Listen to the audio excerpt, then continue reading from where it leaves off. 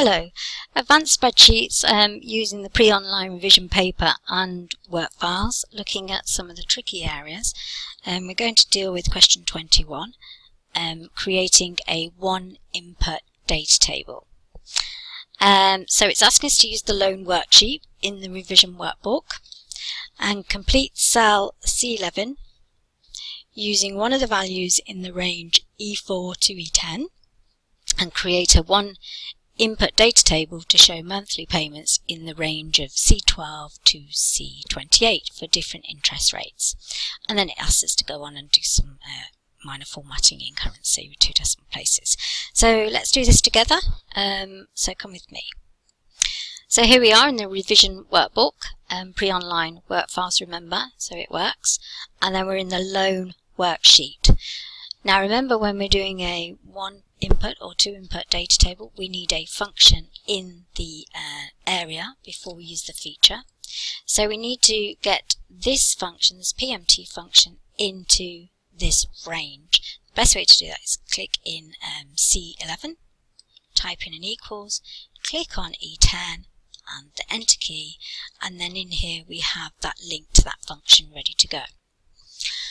So we're going to highlight that range there as it suggests, C12 to C28, and we're going to use the data tab and what if analysis and the data table feature.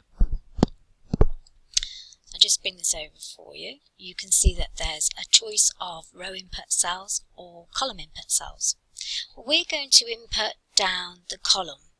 And what we're being asked to do is to show monthly payments with regard to the different variables of interest rates going here. So if you think about the 8% here and that figure there, that's what it's giving back for a monthly payment at 8%. So it must be the rate that we're dealing with, the interest rate that we're looking at to get back the monthly payments for it.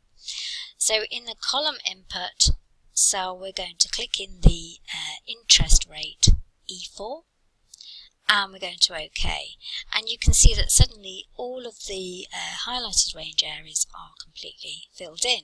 So let's just highlight that, go back to the home tab and do a quick currency just so it's easier to view, and you can see now that the 8% interest rate has come out as it has there, and then you can see all of the other variables. So if your interest rate changes, if we change that to a 6, you can see that now the amount is the same as this one. Okay, so it's a nice good way of finding out your monthly payments to a loan, depending on what the interest rate is, and that can change, and you can have a quick look to see which way it's going to go and forecast, etc. So that's our one input data table that's completed. Thank you.